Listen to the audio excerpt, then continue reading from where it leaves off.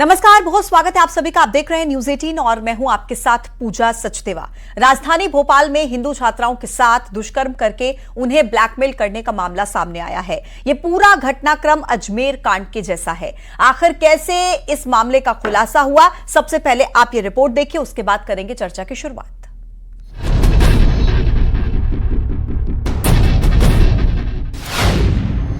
भोपाल में अजमेर कांड।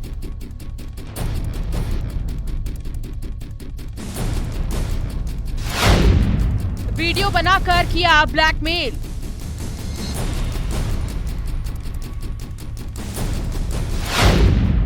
कॉलेज में धर्म परिवर्तन का खेल।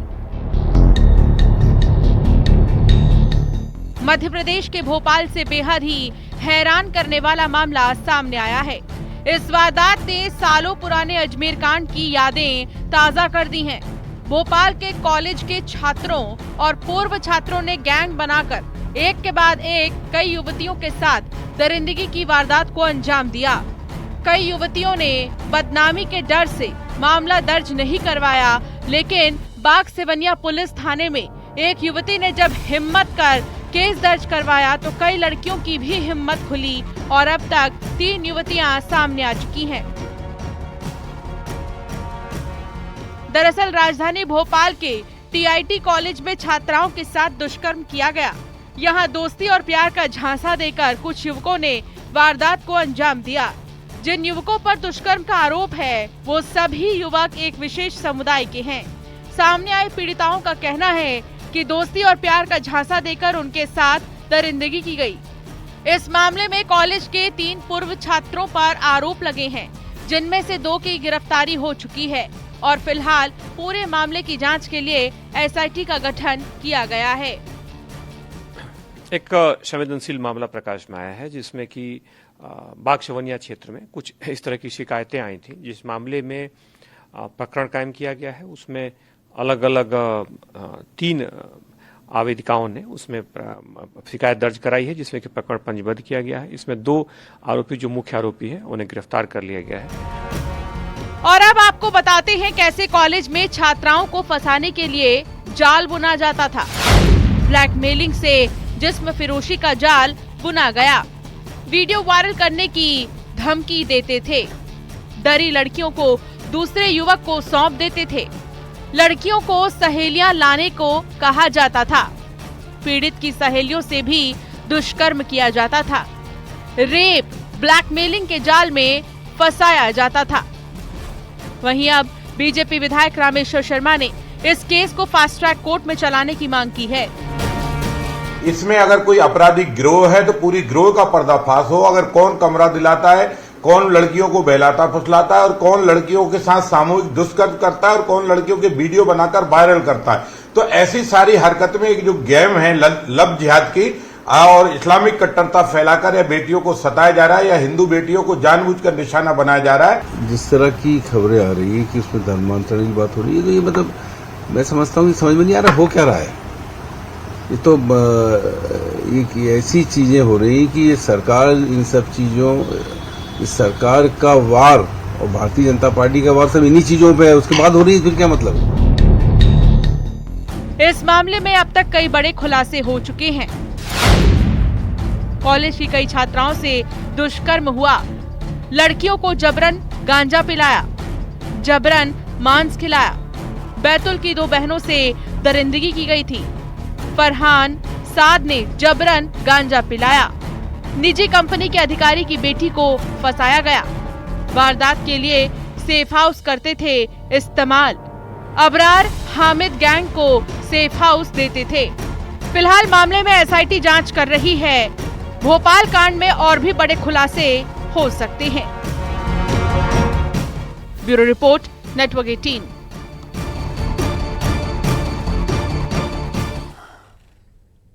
तो ये रिपोर्ट आपने देखी। आपको ये रिपोर्ट देखने के बाद शायद आप फ्लैशबैक में चले गए हों, जब अजमेर 92 कांड हुआ था, यानी कि 1992 में, जब 100 से ज्यादा लड़कियों के साथ इसी तरीके से दुष्कर्म हुआ था और अब क्या उसी पैटर्न को एक बार फिर से भोपाल में रिपीट किया गया है? इसी मुद्दे पर आज चर्चा होगी। मेरे साथ कुछ खास मेहमान इस चर्चा में शामिल। संगीता शर्मा जी कांग्रेस के प्रवक्ता मेरे साथ कनेक्ट हैं, डॉक्टर प्रेम व्यास बीजेपी के प्रवक्ता मेरे साथ कनेक्ट हैं, और भोपाल से मेरे सहयोगी शैलेंद्र भदौरिया इस वक्त हमारे साथ कनेक्ट है। सबसे पहले शैलेंद्र से अपडेट ले लेते हैं। शैलेंद्र, सबसे पहले मैं आपसे यह जानना चाहती हूं कि 18 अप्रैल को बताया जा रहा है कि इस पूरे मामले में शिकायत दर्ज हुई थी, फिर आखिर ये 6 दिन के बाद इस मामले का खुलासा क्यों होता है? क्या 6 दिनों तक इस मामले को दबाया गया? इस बारे में ग्राउंड जीरो से क्या अपडेट हमारे पास है?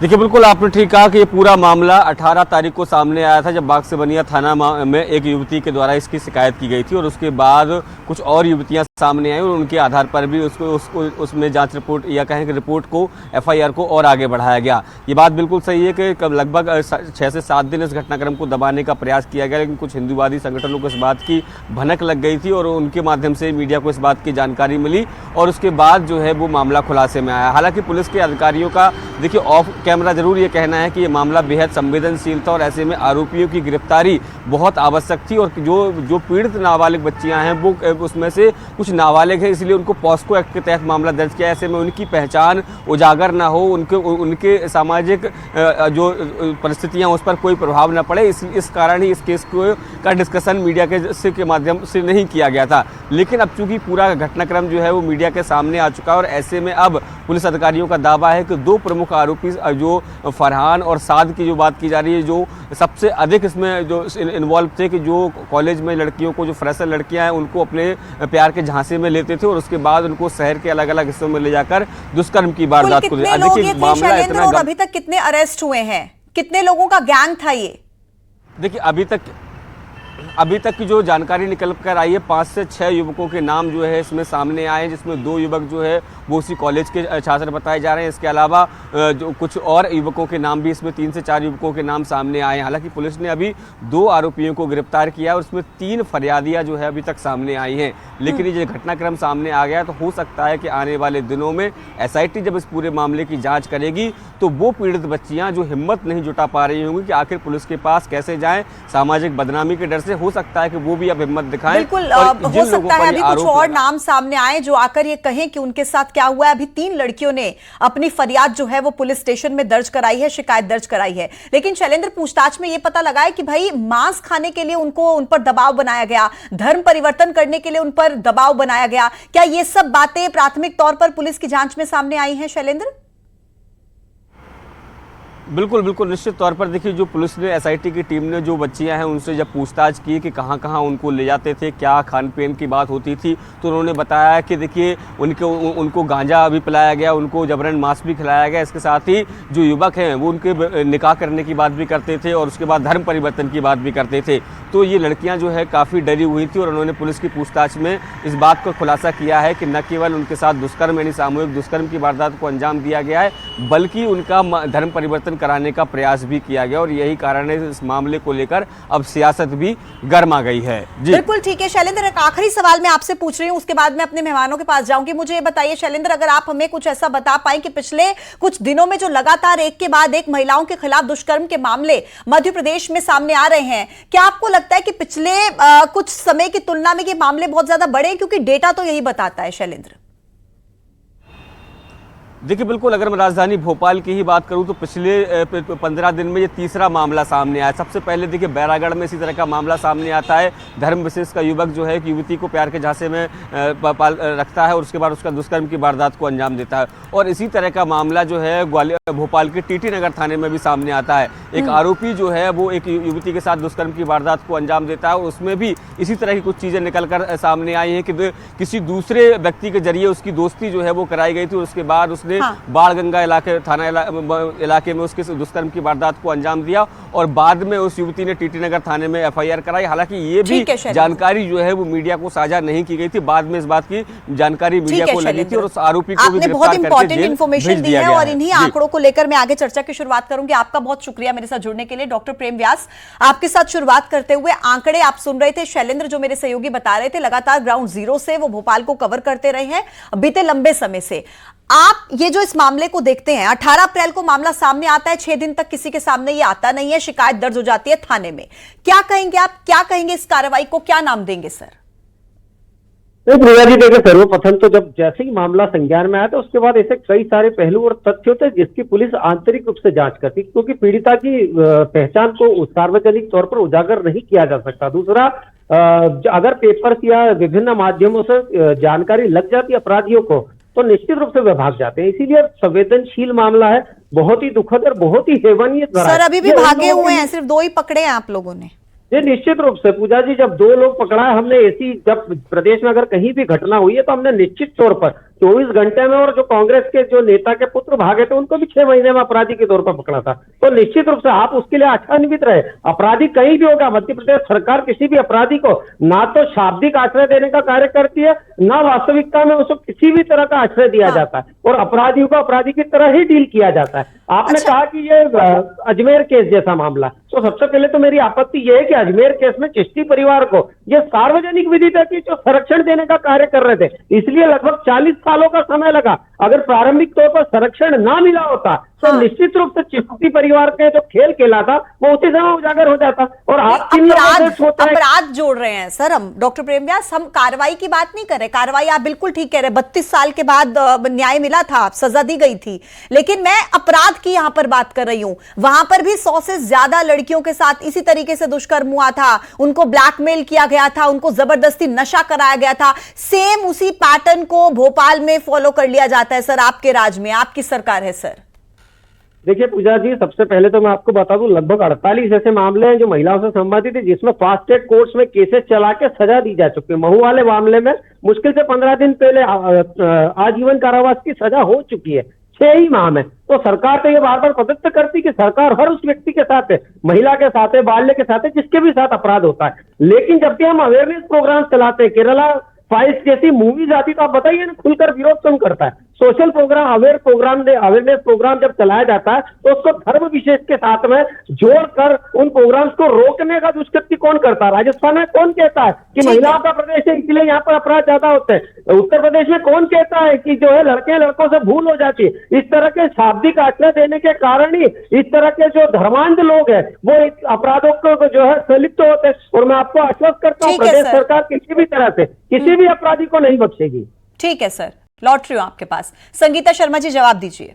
आप लोग संरक्षण देने का काम करते हैं, अपराधियों को इस तरीके के बयान देकर जस्टिफाई करते हैं कि क्या हो गया, गलती हो गई, अगर ऐसा कुछ कर दिया तो बच्चे हैं, गलती हो जाती है। बार बार इनको लेकर तो सवाल उठेंगे ना, अगर आप लोगों के बड़े नेता इस तरीके के शब्दों का इस्तेमाल करेंगे तो। संगीता जी। पूजा जी, सबसे पहले तो मैं यही कहना चाहूंगी कि संरक्षण कौन देता है? जो सत्ता में होता है। हम विपक्ष में बैठकर क्या संरक्षण देंगे किसी को? दूसरी बात कि भारतीय जनता पार्टी के नेता आरोप तो तुरंत कांग्रेस पर लगा देते हैं। यदि महिला का मामला हो तो कांग्रेस पर आरोप, लूट का मामला हो तो कांग्रेस का आरोप। मतलब कांग्रेस अब विपक्ष में है, आप सत्ता में है, 20 साल से आप सत्ता में है, कानून का भय नहीं है अपराधियों में। आप बताइए कि कमिश्नर प्रणाली लागू होने के बाद यदि ऐसी घटनाएं हो रही है तो सरकार का सबसे बड़ा फेल्योर है। कानून व्यवस्था मध्य प्रदेश की पूरी तरीके से ध्वस्त हो चुकी है। आप बताइए कि जब भारतीय जनता पार्टी खुद को इतना बड़ा ठेकेदार बताती है तो ये इस तरीके की घटना इनके नाक के नीचे हो रही है, फिर भी इन्हें शर्म नहीं आ रही है। और इन्हें इस बात की शर्म आना चाहिए कि भाजपा के ही कई नेताओं के मामले आज भी विचाराधीन है, उन पर कार्रवाई नहीं होती, और न भाजपा के नेता कहते हैं कि उन पर कार्रवाई हो और न सरकार उन पर कार्रवाई करती है। और यदि मेरे भाई सुनना चाहें तो मैंने 2-3 छोटे छोटे मामले बता देती हूँ तो इन्हें समझ में आ जाएगा कि उन पर क्या कार्रवाई हुई और अभी तक क्यों नहीं हुई है। मैं इस पर जाना नहीं चाहती हूँ कि विदिशा के अंदर संघ के नेता ने अपनी ही बेटी के साथ बलात्कार किया, आज तक उन पर क्या कार्रवाई हुई, अभी तक किसी को कहां से कहां तक खबर नहीं है। एक भाजपा के नेता एक महिला को बहला फुसलाकर भोपाल लाते हैं, सरकारी नौकरी लगाने का कहते हैं, और उसके बाद उसके साथ कार में टीटी नगर स्टेडियम के पास रेप कर देते हैं। क्या कार्रवाई हुई, कितनी सजा हुई, ये भाजपा के प्रवक्ता से पूछकर बताइए। रीवा के अंदर सर्किट हाउस में भाजपा के नेताओं द्वारा एक 16 वर्ष की बच्ची को लाकर। एक सेकंड संगीता जी, मैं 1 सेकंड आपको रोक रही हूँ, 1 सेकंड आपको रोक रही हूँ। अब विधानसभा में सरकार ने जो खुद एक डेटा पेश किया था वो ये था कि 2020 में 6134 रेप के मामले दर्ज हुए हैं, 2024 में 7294 मामले रेप के दर्ज हुए। यानी कि अगर मैं 5 साल का ये आंकड़ा देखूं तो 19% रेप केसेस बढ़े हैं। इस बात को खुद सरकार ने स्वीकारा था विधानसभा के भीतर। लेकिन वो ये कहते हैं कि हमारे यहां पर यह आंकड़ा इसलिए आपको ज्यादा दिखता है क्योंकि हमारे यहां पर मामले दर्ज होते हैं, लेकिन आपकी सरकार के समय में तो मामले ही दर्ज नहीं होते थे। ये आरोप लगते हैं आप पर। पूजा जी, हमारी सरकार को 20 साल हो गए हैं, 20 साल से भाजपा की सरकार है। दूसरी बात कि यदि ये कह रहे हैं कि हमारी सरकार में मामले दर्ज होते हैं, तो मैं खुद महिला आयोग में रही हूँ, राज्य मंत्री दर्जा रहा है। आज भी महिलाओं के फोन मेरे पास आते हैं कि मैडम हमारी कंप्लेंट दर्ज करा दीजिए, हमारी कंप्लेंट दर्ज नहीं हो रही है। और कई थानों पे मैं खुद फोन करती हूँ उन महिलाओं के लिए। अब आप बताइए कि कैसे आंकड़े हैं, मतलब इससे ये समझ में आता है कि इसके बाद अगर इस तरीके के आंकड़े जब सरकार बता रही, तो इससे भयावह आंकड़े निकल कर सामने आएंगे अगर सच्चाई सामने आ जाए तो मुझे लगता है कि भारतीय जनता पार्टी केवल धर्म विशेष को लेकर बात करती है। यहाँ अपराधी जो होता है वो रेपिस्ट होता है, कानून एक है, सजा एक सी है। तो यहाँ सजा की बात करें, पुलिस के भय की बात करें, कानून व्यवस्था की बात करें, और सरकार का ध्यान नहीं है इस पर। सरकार ये नहीं चाहती कि महिलाओं से संबंधित किसी मुद्दे पर आए। मैं कहती हूँ भाजपा प्रवक्ता से कि थोड़ा धरना प्रदर्शन कीजिए अपनी सरकार के सामने और ये बताइए कि किस तरीके से आपने मैनिफेस्टो में कहा था कि हम महिलाओं के अपराध रोकने में कार्य करेंगे, तो क्या कार्य किया आपने? ठीक है मैम, मैं डॉक्टर प्रेम व्यास के पास जाऊंगी, आपके बातों का भी वो जवाब देंगे। और डॉक्टर प्रेम व्यास, आप मुझे ये भी बताइए कि धार्मिक स्वतंत्रता अधिनियम को लेकर आपकी सरकार ने इतना कड़ा रुख अपनाया, आप लोगों ने छोटी बच्चियों के साथ जो रेप के मामले है उसको लेकर इतना कड़ा रुख अपनाया, लेकिन बावजूद इसके इतनी बड़ी बड़ी बातें होने के बाद भी अगर इस तरीके के मामले सामने आते हैं, सरे रहा कहीं पर किसी महिला को छेड़ दिया जाता है। अभी कल ही सर में खबर पड़ रही थी 2 जगहों की, कहीं पर कोई लड़का एक स्कूटरी पे जाता हुआ एक लड़की को छेड़ने की कोशिश करता है, उसको बैट टच करता है, सरे रहा सर। तो सवाल तो आप लोगों से ही किए जाएंगे ना सर, इतने साल से आप सत्ता में बैठे हैं। देखिए पूजा जी, 2 चीजें होती है। सबसे पहली बात है कि आप वास्तविकता में धरातल पर कार्य कर रहे हैं या नहीं। 20 सालों में हमने जो कार्य करा, निश्चित रूप से अगर 0 टॉलरेंस की हम बात करते हैं, तो मुझे आदरणीय मेरी बहन बताए ना ऐसे कितने मामले जिसमें अपराध दर्ज ना हुए हैं।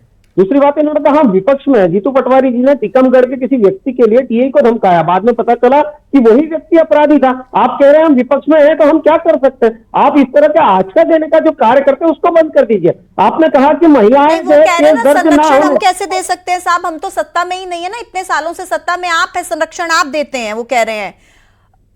आप लोगों को कौन रोक रहा है? आप कार्रवाई कीजिए, आप लोगों को कौन रोक सकता है? प्रेम व्यास पूजा जी, कार्रवाई अपने स्तर पे होती है, लेकिन जब कार्रवाई के लिए किसी विपक्ष के बड़े नेता का फोन आता है तो दिशा भ्रमित होती। इसीलिए मैंने बताया टीकमगढ़ के व्यक्ति के लिए जीतू पटवारी जी फोन लगाकर क्षमता रखिए ना।